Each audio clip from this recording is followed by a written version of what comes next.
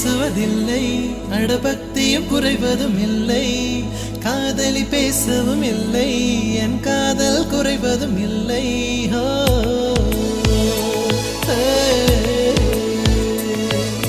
மெல்லினமே மெல்லினமே நெஞ்சில் மெல்லிய காதல் பூக்கும்.